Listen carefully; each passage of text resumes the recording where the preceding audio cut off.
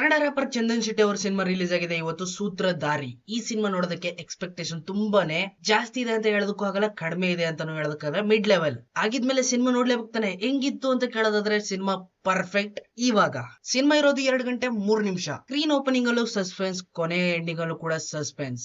ಇದು ಆಡಿಯನ್ಸ್ ನ ಗ್ರಿಪ್ ಆಗಿ ಇಟ್ಕೊಳ್ಳುವಂತ ಮೆಥಡ್. ಎಸ್ಪೆಷಲಿ ಚಂದನ್ ಶೆಟ್ಟಿ ಅಂದ ತಕ್ಷಣನೇ ನೆನಪಾಗೋದು ರ್ಯಾಪರ್ ಸಾಂಗ್ಸ್ ಗಳು. ಈ ಸಿನಿಮಾಗೆ ಮ್ಯೂಸಿಕ್ ಡೈರೆಕ್ಟ್ ಮಾಡೋದು ಕೂಡ ಅವರೇನೆ. ಸಿನಿಮಾದಲ್ಲಿರುವಂತ ಸಾಂಗ್ಸ್ ಗಳು ಟಾಪ್ ನಾಚ್ ಆಗಿ ಬಂದಿದ್ದಾವೆ. ಬ್ಯಾಕ್ ಗ್ರೌಂಡ್ ಮ್ಯೂಸಿಕ್ ಕೂಡ ಅದೇ ರೀತಿ ಟಾಪ್ ನಾಚ್ ಆಗಿ ಬಂದ್ಬಿಟ್ಟಿದಾವೆ. ಇಲ್ಲಿ ಯಾವುದೇ ರೀತಿಯ ಕಾಂಪ್ರಮೈಸ್ ಇಲ್ಲ.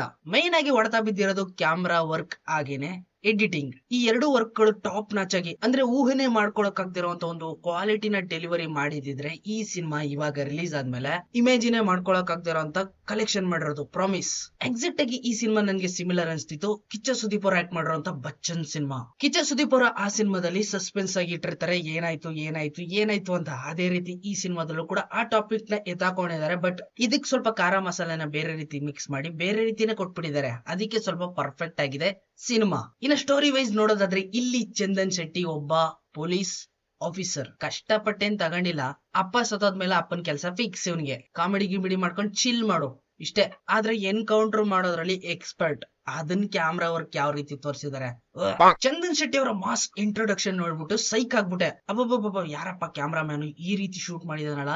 ನಾವು ಮೊಬೈಲ್ ಅಲ್ಲಿ ಶೂಟ್ ಮಾಡಿದಾಗ ಯಾವ ಕ್ಲಾರಿಟಿ ಇರುತ್ತೋ ಅದಕ್ಕಿಂತ ವರ್ಸ್ಟ್ ಆಗಿತ್ತು ಈ ಕ್ಯಾಮ್ರಾ ವರ್ಕ್. ಇಂತ ಟೈಮ್ ಪಾಸ್ ಮಾಡುವಂತ ಪೊಲೀಸ್ ಆಫೀಸರ್ಗೆ ಒಂದು ಕೇಸ್ ಬರುತ್ತೆ. ಇಲ್ಲ 4-5 ಕೇಸ್ಗಳು ಬಂದ್ಬಿಡ್ತವೆ. ಸಡನ್ ಆಗಿ ಕಿಡ್ನಾಪ್ ಆಗ್ತಿರ್ತಾರೆ, ಮತ್ತೆ ಅವರು ವಾಪಸ್ ರಿಟರ್ನ್ ಆಗ್ತಾರೆ. ರಿಟರ್ನ್ ಆಗಿ 1-1.5 ಗಂಟೆಲೆಲ್ಲ ಅವರೇ ಚುಚ್ಕೊಂಡು ಸತ್ತೋಯ್ತಾರೆ. ಏನಿದ್ರ ಮಿಸ್ಟ್ರಿ? ಇದನ್ನ ಕಂಡುಹಿಡಿಬೇಕೀಗ ಚಂದನ್ ಶೆಟ್ಟಿ. ಮೇನ್ ಆಗಿ ಇಲ್ಲಿ ಚಂದನ್ ಶೆಟ್ಟಿ ಪ್ರಾಬ್ಲಮ್ ನನ್ಗೆ ಅರ್ಥ ಆಯ್ತು. ನಿವೇದಿತಾ ಕೈ ಕೊಟ್ಬಿಟ್ಟಿದ್ದಾರೆ. ಮೂಗ್ದಾರ ಇಲ್ದಾರ ಓರಿ ತರ ಬೇಕಾದ ಕಡೆ ಅಲಿತಾವ್ರೆ. ಸಿಕ್ಕದನ್ನ ತಗ್ಲಾಕೊಂಡು ಕುದ್ರೆ ಓಡ್ಸಂಗ್ ಓಡಿಸ್ಬಿಡೋಕೆ ಇವಾಗ ಚಂದನ್ ಶೆಟ್ಟಿ ಫ್ರೀ ಬರ್ಡ್. ಇದನ್ನ ಸ್ಕ್ರೀನ್ ಪ್ಲೇ ಒಳಗಡೆ ತೋರ್ಸದ್ಮೇಲೆ ನಿವೇದಿತಾ ಮೇಡಮ್ ಅವರು ಫುಲ್ ಉರ್ಕೊಂಡ್ಬಿಟ್ಟಿರ್ತಾರೆ, ಪಕ್ಕ ಫಿಕ್ಸ್. ಕಾಮಿಡಿ ಪೋರ್ಷನ್ ಇಂದ ಸೀರಿಯಸ್ ಆಗಿರೋ ಪೋರ್ಷನ್ ಗೆ ಶಿಫ್ಟ್ ಆಗೋದಕ್ಕೆ ಚಿಟ್ಕೆ ಹೊಡೆಯುವಂತ ಟೈಮ್ ಅಲ್ಲಿ ಒಂದು ಫ್ಲಾಶ್ ಬ್ಯಾಕ್. ತಗೋಬೇಟ ನಿಮ್ಮ ಅಪ್ಪ ಟೆರರಿಸ್ಟ್ ಅಲ್ಲ ಹೀರೋ. ಈ ಚಂದನ್ ಶೆಟ್ಟಿ ಕಾಮಿಡಿ ಪೋರ್ಷನ್ ಏನೇನಿದಾವೋ ಅದೆಲ್ಲ ನ್ಯಾಚುರಲ್ ಆಗಿ ಬಂದ್ಬಿಟ್ಟಿದೆ. ಯಾವಾಗ ಸೀರಿಯಸ್ ಆಗಿ ಶಿಫ್ಟ್ ಆಗ್ತಾರೋ ಕೇಸ್ ನ ಸ್ಟಡಿ ಮಾಡೋದಕ್ಕೆ ಅಂತ ಸ್ವಲ್ಪ ಕ್ಯಾರೆಕ್ಟರ್ ಒಳಗಡೆ ಧಾರಾವಾಹಿ ತರ ಫೀಲ್ ಆಗೋದಂತೂ ಖಚಿತ. ಸಿನಿಮಾ ಸ್ಟಾರ್ಟಿಂಗ್ ಇಂದ ಎಂಡ್ ವರ್ಗು ಸಸ್ಪೆನ್ಸ್ ನ ಕ್ರಿಯೇಟ್ ಮಾಡ್ಕೊಂಡು ಹೋಗಿರ್ತಾರೆ. ಎಲ್ಲೂ ಕೂಡ ಒಂಚೂರು ಕ್ಲೂನ ಬಿಟ್ಕೊಡ್ದೇನೆ. ಇದು ಬೇಕಾಗಿದ್ದು ಆಡಿಯನ್ಸ್ ಗೆ. ಕೊನೆ ಕ್ಲೈಮ್ಯಾಕ್ಸ್ ಅಲ್ಲಿ ಎಲ್ಲಾ ರಿವೀಲ್ ಮಾಡುವಂತ ಟೆಕ್ನಿಕ್ ಯೂನಿಕ್ ಆಗಿತ್ತು. ಬೇರೆ ಕಡೆ ನೋಡಿದ್ರು ಕೂಡ ಈ ಸ್ಟೈಲ್ ಅಲ್ಲಿ ಪರ್ಫೆಕ್ಟ್ ಆಗಿತ್ತು. ಆ ಲೆವೆಲ್ ಅಲ್ಲಿ ಇತ್ತು ಆಕ್ಟಿಂಗ್ ಸ್ಕಿಲ್ಸ್. ಫೈನಲ್ ಆಗಿ ಒಂದ್ ಮಾತಲ್ಲಿ ಹೇಳ್ಬೇಕು ಅಂದ್ರೆ ಸಿನಿಮಾದ ಸ್ಟೋರಿ ಸೂಪರ್ ಆಗಿತ್ತು. ಇದನ್ನ ಕ್ಯಾಮ್ರಾ ವರ್ಕ್ ಆಗೇನೆ ಎಡಿಟಿಂಗ್ ಇಂದ ಇನ್ನು ನೆಕ್ಸ್ಟ್ ಲೆವೆಲ್ ತಗೊಂಡೋಗ್ಬೋದಾಗಿತ್ತು.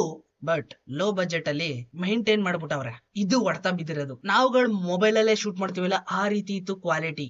ಬೇಕಾರ್. ಸಿನಿಮಾದಲ್ಲಿ ಐಟಮ್ ಸಾಂಗ್ ಗೆ ಅಂತ ಸಂಜನಾ ಅವ್ರನ್ನ ಕರೆಸ್ಕೊಂಡಿದ್ದಾರೆ. ಐಟಮ್ ಸಾಂಗ್ ಅಲ್ಲ, ಅದು ಇಂಟ್ರೊಡಕ್ಷನ್ ಸಾಂಗ್ ಅಂದ್ರೂ ಕೂಡ ಪರವಾಗಿಲ್ಲ. ಬಟ್ ಆದ್ರೂ ಕೂಡ ಅವ್ರು ಸ್ವಲ್ಪ ಶೇಕ್ ಮಾಡಿದ್ದಾರೆ. ಈ ಸಿನಿಮಾ ಏನಾದ್ರು ನಿವೇದಿತಾ ಗೌಡ ಅವ್ರು ಸೀಕ್ರೆಟ್ ಆಗಿ ಹೋಗಿ ಯಾರಿಗೂ ಗೊತ್ತಾಗ್ದಂಗ್ ನೋಡ್ಕೊಂಡ್ ಬಂದ್ರೆ ಪಕ್ಕ ಇವತ್ತು ಹೋಗಿ ಸೂಸೈಡ್ ಮಾಡ್ಕೋತಾರೆ ಫಿಕ್ಸ್. ಈಗಿನ ಜನರೇಷನ್ ಹುಡುಗಿರು ಮಾಡ್ಕೊಳಲ್ಲ. ಐನೋ. ಒಟ್ಟಾರೆ ಹೇಳೋದಾದ್ರೆ ಸಿನಿಮಾ ಚೆನ್ನಾಗಿದೆ, ಹೋಗಿ ನೋಡ್ಕೊಂಡ್ ಬನ್ನಿ. ಎಲ್ಲ ಚೀಪ್